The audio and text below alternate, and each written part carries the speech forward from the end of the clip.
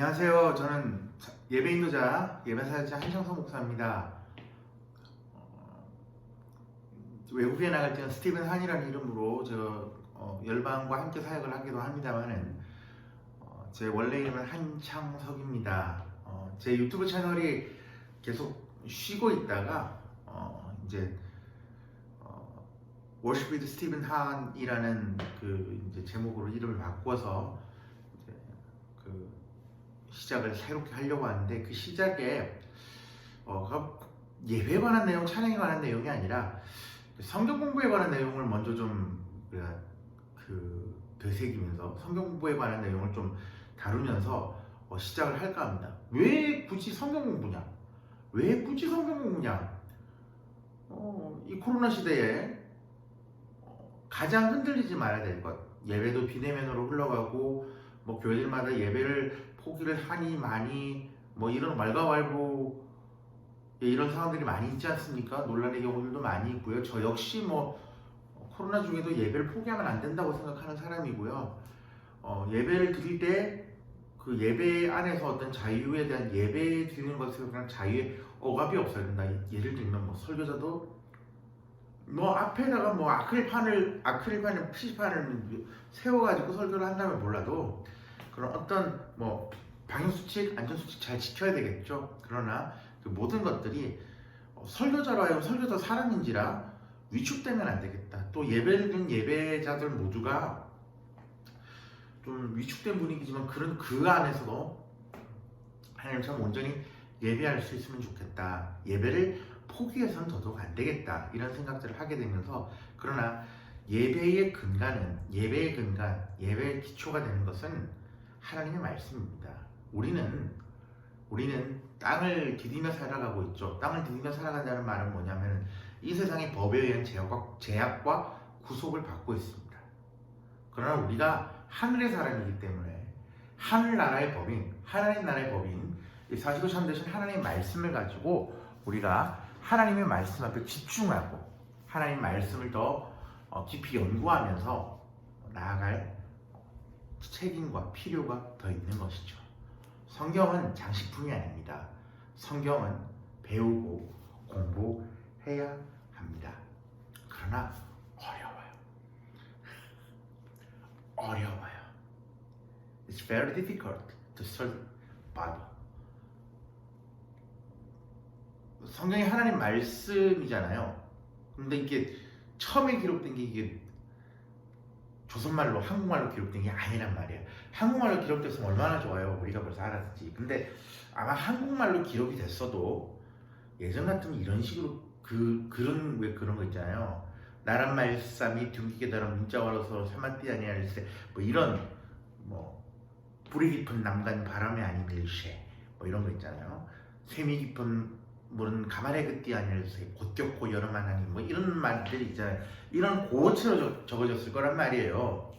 마찬가지로 이 성경이 기록되었을 때 고대 히브리어 하면 또 못 알아들으실 분이 있으실 테니까, 예전에 유대인들의 고어, 그러니까 우리나라 말에도 고어가 있었던 것처럼 지금 유대인들이 쓰는 히브리어에 고어가 있단 말입니다. 그 고어로 성경 히브리어가 따로 있어요. 그 성경 히브리어와 또 고대 헬라어로, 고대 그리스말로 기록되어 있는데, 이 고대 그리스말 중에 코이네라는 헬라어는 보통 우리 평민들이 사용하는 헬라어를 말합니다.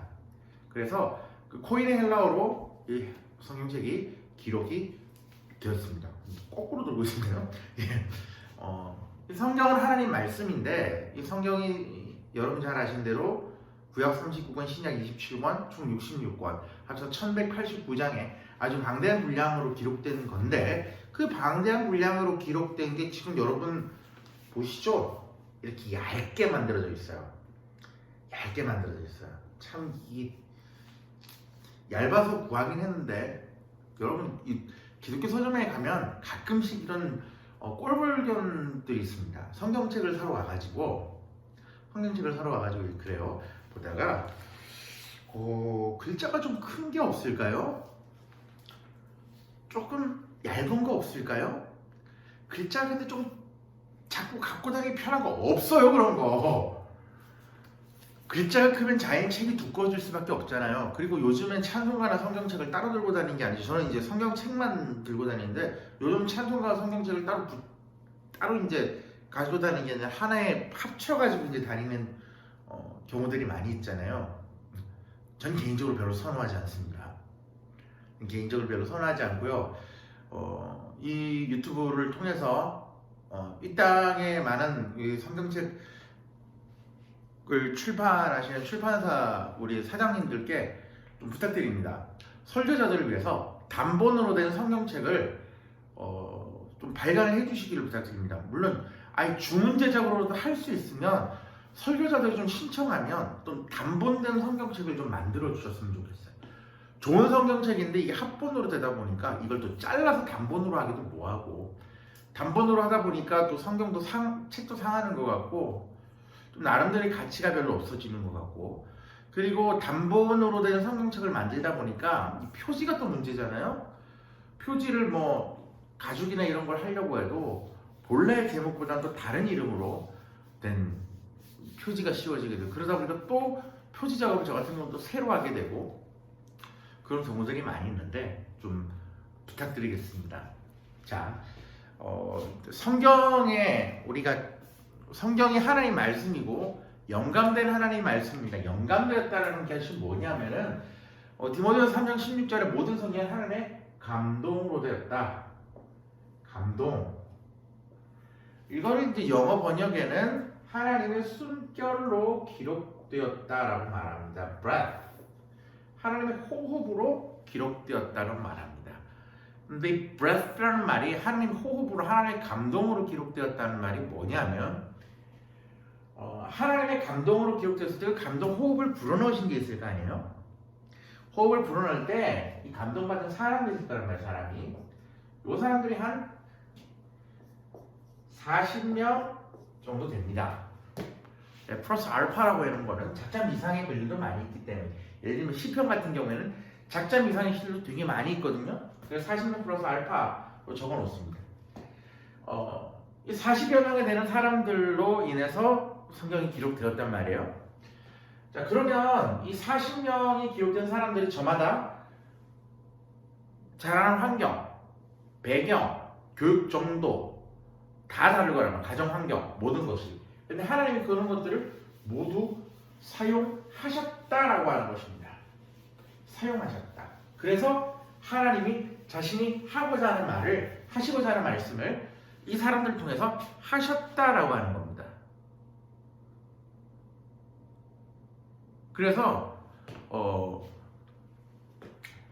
우리가 보통 건전하게 받아들이는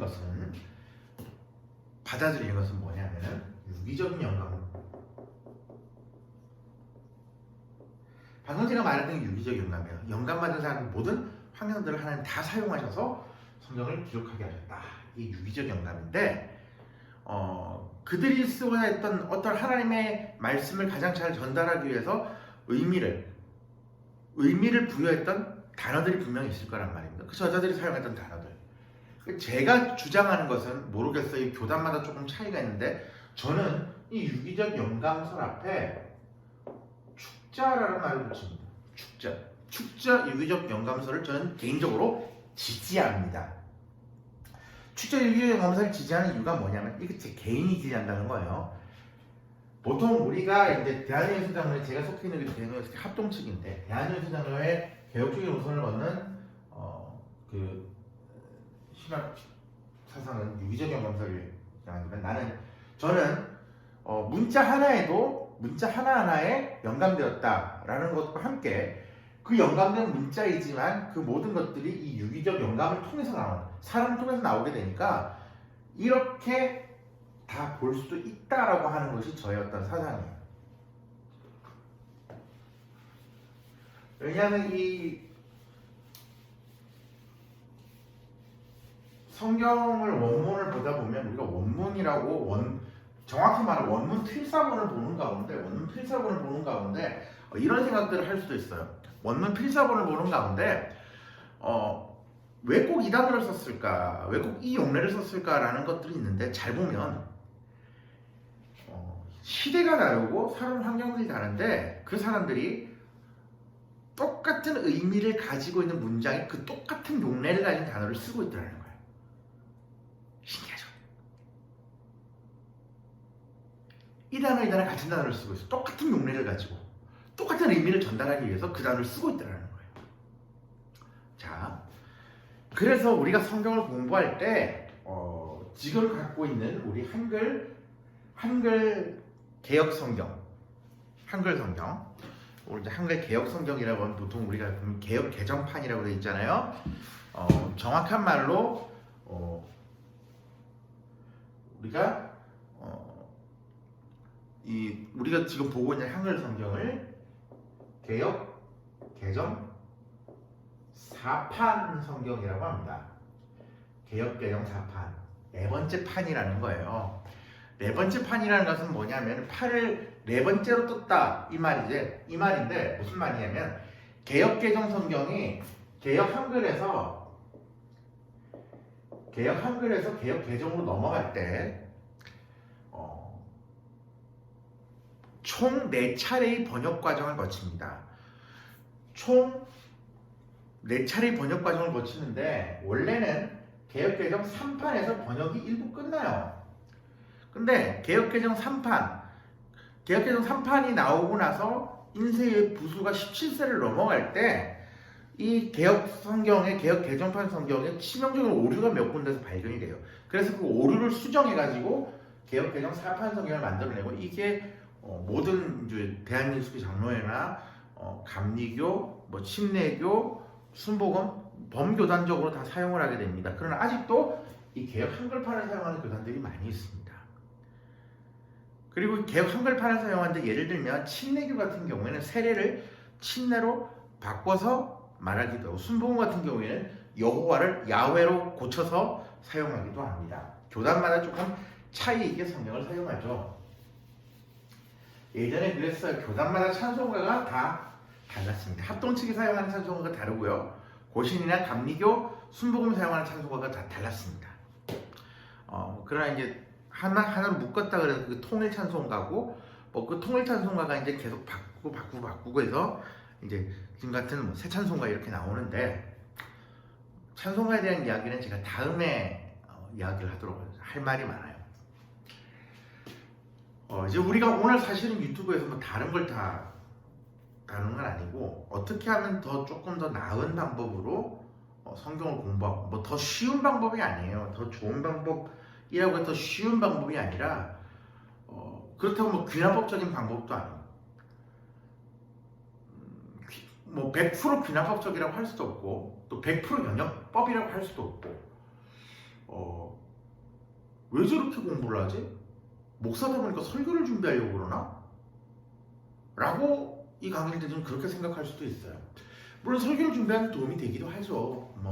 제가 이제 성경을 보는 방법들을 좀 나누면서 성경을 좀 이렇게 공부하고 이렇게 읽어나간다 라고 성경을 읽으면서 그냥 읽지 말고 좀 공부하는 마음으로 또 성경을 그냥 읽지 말고 묵상하려고 할 때 어떤 방법을 좀 취하는 게 좋냐 라는 방법들을 좀 생각하면서 오늘 몇 번에 걸쳐서 제가 이 강의 내용들을 좀 나누게 될 텐데요.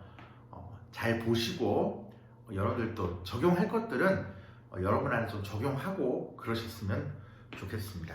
첫 번째로 성경을 볼 때 무조건 아멘 하지 말라.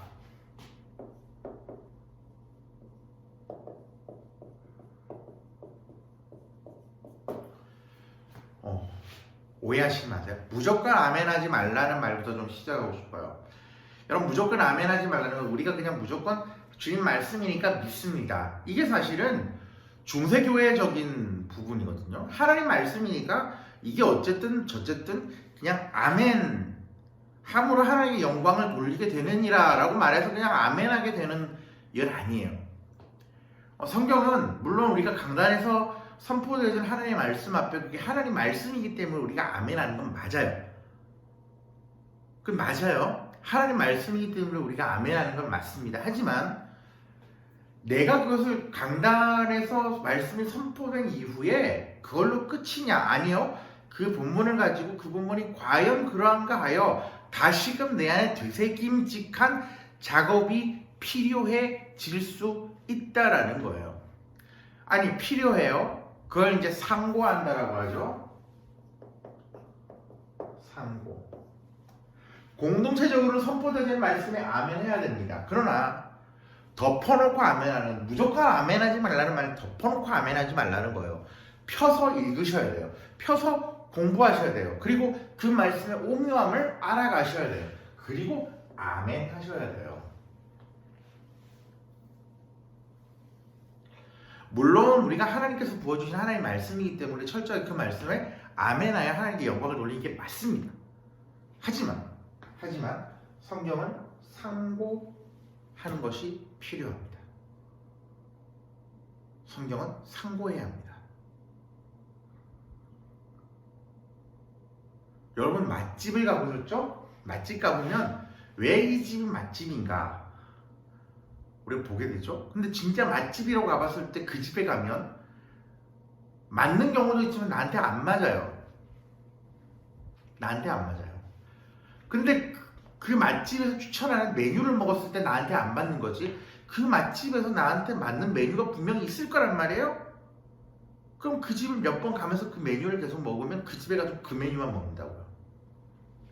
왜 제가 이 말씀을 드리냐 하면, 맛집이라고 다 말하니까 그게 진짜 맛집이 아니라는 거예요. 내가 가서 이 집은 사람들은 이 음식, A라는 음식이 맛있어서 맛집이라고 하지만 내가 볼 때는 사람들이 나한테는 A라는 음식이 맞지 않아.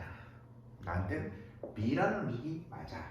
그래서 맛집이라는 것이 절대성이 아니라 상대성이라는 겁니다. 성경은 좀 달라요. 아니 달라요.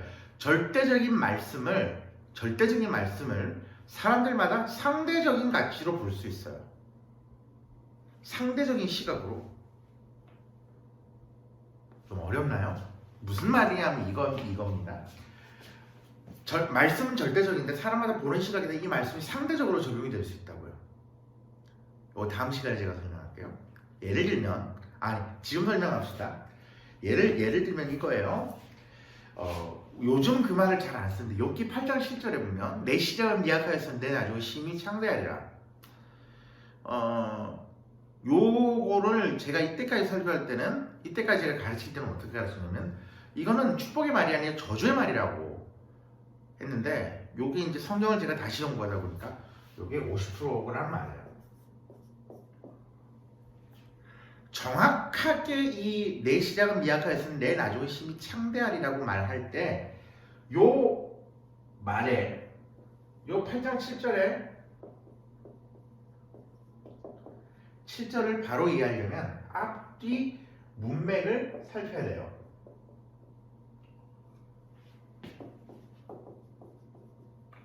문맥과 문맥의 사이에서 이 본문을 풀어 나가야 합니다. 그럴 때 이게 완전히 축복의 말도 아니고 완전히 저주의 말도 아니고, 네가 회개하고 돌아오면 이 욥기 8장 7절의 말씀은 축복의 말씀 될 수 있지만, 회개하지 않으면, 네가 잘못했다고 말하지 않으면 이 8장 7절의 말씀은 저주가 되어버리는 거예요. 이 두 가지의 의미를 내포하고 있는 겁니다. 그래서 이것은 축복의 말도 아니고 저주의 말도 아니고 경고의 말이기 때문에, 함부로 어디 식당에 가서 식당 개업하러 갔는데 내나 시작은 미약하게서는 나중에 심창하되 쓰면 안 된다는 거예요. 그래서 쓰지 말라는 겁니다. 왜냐하면 절대성을 가진 하나님의 말씀이 어떤 사람에게는 축복으로, 어떤 사람에게는 저주로 다가올 수 있어요. 그런데 이게 축복의 말씀인지 저주의 말씀인지 여기다가 절대적인 가치를 부여하려면 뭐냐면 공부하고 연구해야 된다는 겁니다. 그래서 이게 절대적인 가치라는 것이 내 안에 확인이 될 때 나의 입에서 나오는 게 뭐예요? 아멘이라고 하는 거예요. 그래서 성경을 연구하는 과정은 어떤 과정이냐? 말씀에 이 말씀이 절대적이야. 아멘 해야 돼. 거기에 why라고 질문을 해야 되는 거야. 왜 그래야 되는데 그래서 연구하고 확인해 가는 작업이에요. 믿음이 없어서 그러는 게 아니라 더 확고히 하기 위해서 하는 작업입니다. 그래서 성경을 더 나은 묵상과 공부를 위해서 먼저 해야 될 것. 성경을 덮어놓고 아멘하지 말고 상고해라. 성경을 상고해라. 그다음 두 번째.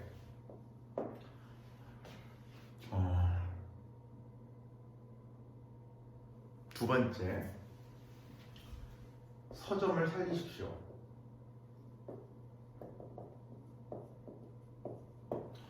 서점을 살리는 방법은 뭡니까? 책을 많이 사야 돼요. 성경을 많이 사십시오. 서점을 살리십시오. 카피풀이나 이런 뭐 인터넷으로 주문도 할 수 있겠지만 여러분 주위에 있는 기독 서점들을 살리십시오. 왜 중요합니다. 왜 그러냐면 여러분 주변에 있는 기독 서점들에 가면 여러 가지 종류의 성경책들이 많이 있습니다. 오프라인의 성경책을 사십시오. 제가 권하는 것이 그것입니다. 가서 성경책을 이렇게 저렇게 보면서 내가 공부할 성경책들을 찾는 방법도 필요하지만 또 하나는 내가 이 성경책을 내가 보고 있는 성경책이 읽고 공부하다 보니까 너무 너덜너덜해져서 더 이상 볼 수가 없어요. 새로 사세요. 그리고 한번 공부를 하고 뭔가 메모를 해놔요. 메모하세요. 성경책이 하나님의 말씀이니까 고귀하게 귀하게 받들어야 된다. 아니요. 여러분 하나님은 이 성경을 통해서 말씀하세요. 물론 성경이 기록된 게 하나님 말씀이에요. 성경은 하나님 말씀입니다. 그러나 이게 공부해야 될 책이에요. 메모도 하시고 줄도 그으세요. 그런데 하다가 보면 내가 다른 것들을 묵상하게 되는 것들이 있을 것이고 다른 것들을 깨닫게 되는 것이 있을 건데 적을 데가 없어요. 사야 돼요 또. 그럼 성경책이 한 권, 두 권, 세 권, 네 권 늘어나겠죠. 그러면은 여러분들이 이제 한 권, 두 권 늘어나면서 여러분들이 묵상하고 깨달은 것들을 정말 성경책을 어떤 한 부분을 잊었듯이 뒤져가지고 정말 너무나 한 이 정도 되는 분량을 내가 깨닫고 찾았어요. 그러면 노트에 한번 정리를 해보세요. 자기만의 주석이 되고 자기만의 렉처가 되고 자기만의 어떤 폼이 나와요. 그럼 이제 설교사는 그걸로 설교하면 돼요. 평성도들은 그걸로 자기 깨달은 것을 가지고 나누고 가르칠 수 있어요. 그리고 그 깨달은 것들을 통해 하나님께 더 가까이 나아갈 수가 있어요. 그래서 서점을 살리십시오.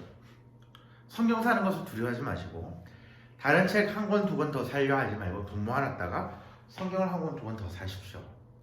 성경을 공부하기 위해서 성경을 더 잘 보기 위해서 그런 안목을 가지기 위해서 다른 서적들을 사는 것은 괜찮습니다만은 그런 나의 신앙의 증진을 위해서 어떤 다른 사람의 고백이나 다른 사람의 간증을 적어놓은 어떤 책들 초신자 때는 도움이 될 수 있겠지만 그 말씀을 통해서 위로를 받으십시오. 하나님이 여러분을 위로하셔야 됩니다. 어떤 목사님의 간증, 어떤 집사님의 간증 도움이 될 수 있어요. 내 신앙을 더 돈독히 하는데 도움이 될 수 있습니다. 어떤 목사님의 기도에서 받은 응답 이렇게 기도해 보세요. 도움은 될 수 있지만 정작 나의 심령과 나의 마음 안에 그 목사님 그렇게 권장하실 수, 그 집사님 그렇게 권장하실 수 있지만 정작 나를 지으시고 나를 만드신 하나님은 내게 뭐라고 말씀하시는가? 그리고 어떻게 하길 원하시는가? 그럼 나는 이제 어떻게 할 것인가? From now. 이제부터 어떻게 할 것인가?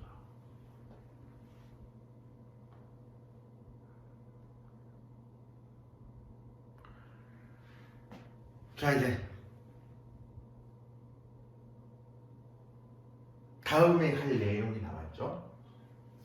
자신만의 카테고리를 정하십시오. 내가 성경을 공부하고 성경을 묵상할 때 보통 이제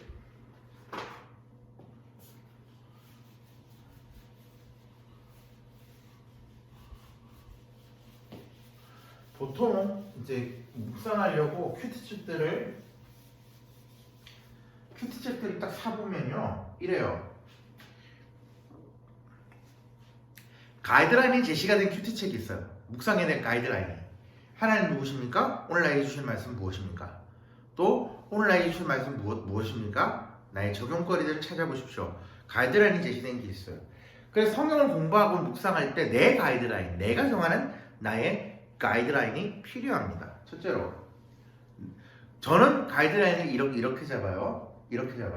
성경은 내게 뭐라고 말하는가? 이제 묵상할 때 말하는 겁니다. 자, 세 번째, 나만의 가이드라인을 잡으세요. 성경을 공부할 때. 그건 내가 성경을 조금 더 속도전 있게, 조금 더 이제 스피드하게 내가 성경을 묵상해야 하는 방법이에요. 내게 뭐라고 말하는가? 성경은 내게 뭐라고 말을 걸어오는가? 그러면 나는 이제 어떻게 해야 될까? 그럼 이제 그 일들을 하기 위해서 나는 무엇을 해야 될까? 무엇을 해야 될까? 나는 뭐라 말하는가? 어떻게 해야 할까?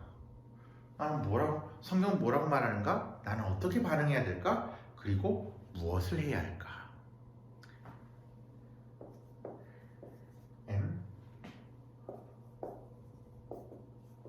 what to do. 그럼 무엇을 해야 할까? 무엇을 할까? 성경은 무엇을 말하고 있는가? 그리고 나는 그 말씀에 어떻게 반응해야 되는가? 그리고 무엇을 해야 될 것인가? 어떻게 해야 될까? 무엇을 해야 될 것인가는 이제 그거예요. 성경은 뭐라고 말하는가? 성경은 내게 사랑하라고 말한다. 이런 가이드라인이 나왔어요. 그럼 어떻게 해야 될까? 미워해서는 안 되겠다. 더 용납해야 되겠다. 더 관심을 가져야 되겠다. 그러면 어떻게 해야 될까? 미워하지 않고 용납하고 관심을 가지는 부분에 나는 어떻게 할 것인가? 첫째는 그 사람에게 오늘 전화 한 통하고 문자 한 통하고 톡이라도 하나 보내겠다. 2번, 전화하고 문자하고 톡이 올 때 반응에 대해서 화내지 않겠다. 그 다음에 3번, 더 관심을 가져보겠다. 이 관심을 가지는 방법 중에 요즘에 나오는 방법들은 이런 방법이에요. 페이스북을 들어가거나 트위터를 들어가거나 인스타그램을 들어가거나 그 사람의 SNS를 또는 그 사람의 SNS의 프로필 사진과 프로필을 좀 유심히 묵상을 하다 보면 묵상해야 돼요. 이런 방법들이 나오는 거예요. 가이드라인을 잡으십시오. 그 다음에 4번, 공부하는 것들을 위해 자신만의 방법을 터득하십시오. 자신만의 방법을 터득하기 위해서는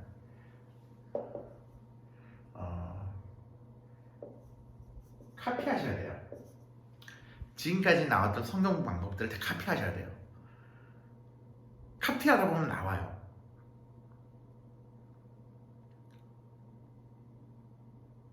선배들이 보는 어떤 선배들이 연구하는 그 방식들, 선배들이 연구하는 어떤 방식들 또는 선배들이 연구하는 어떤 내용들 보셔야 돼요. 카피해서 내 걸로 일단 만들어 놓고 보셔야 돼요. 그래서 지금부터 저희 시작은 귀농법적인 연구에 제가 이제 예전에 한국 기독학생이 IVF를 통해서 배운 PBS 방법을 통한 저만의 성경 공부 방법들을 여러분에게 나누면서 또 저만의 묵상법을 나누면서 여러분과 함께 시작을 하려고 합니다. 자, 오늘 이제 대체적인 강의 내용들을 오늘 첫 번째 시간 강의 내용들을 좀 정리를 하면서 자, 여러분 오늘 제가 여러분에게 가르쳐드린 건 이거예요. 첫 번째 뭐라고요? 덮어놓고 아멘하지 마라. 상고해야 된다, 공부해야 된다, 연구해야 된다라는 말씀 분명히 드렸습니다. 두 번째로 서점을 살리십시오. 성경책 사는 것을 아까워하지 마시고 성경책에 줄 긋든지 메모든지 남기십시오. 그리고 더 남길 것들이 있거든요. 노트를 사지 마시고 성경을 더 사십시오. 그래야 내가 이 부분을 어떻게 묵상했는지 더 나와요. 더 하나 가급적이면 메모가 있는 성경책을 사십시오. 뭐 열린 노트 성경이라든지 뭐 메모 성경, 뭐 노트 성경이라든지 이런 것들을 사십시오. 또 묵상이 편할 수 있도록. 그 묵상을 위해서 더 필요한 것이 있다면 포스트잇입니다.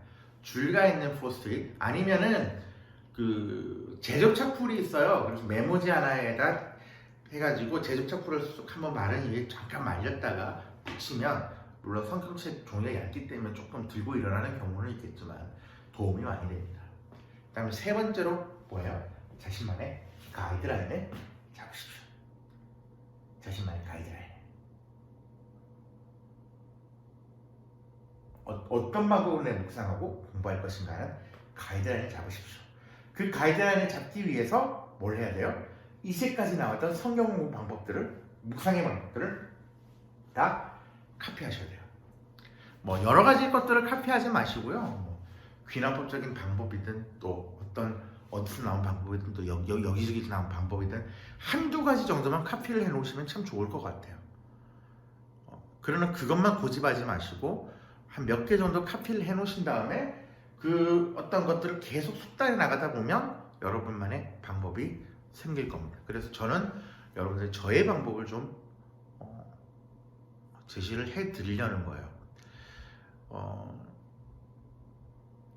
그래서 그렇게 여러분들 말씀을 더 공부하실 수 있는 그런 모두가 되었으면 좋겠습니다.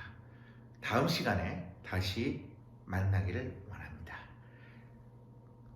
여러분이 성경을 읽을 때 하나님은 성경을 통해서 여러분에게 말을 걸어 오십니다. 그 하나님 말을 걸어 오실 때 절대 속된 말로 쌩까지 마시고 하나님 앞에 반응하십시오. 여러분에게 말을 거시는 하나님은 성경을 통해서 말을 걸어 오실 뿐만 아니라 여러분에게 말씀하십니다. 성경을 펴서 읽을 때 하나님의 음성이 들립니다. 하나님의 음성을 듣고 사시는 여러분들 되시기를 주님의 이름으로 축복합니다. 감사합니다. 다음 시간에 다시 만나도록 하겠습니다. 여러분 평안하십시오.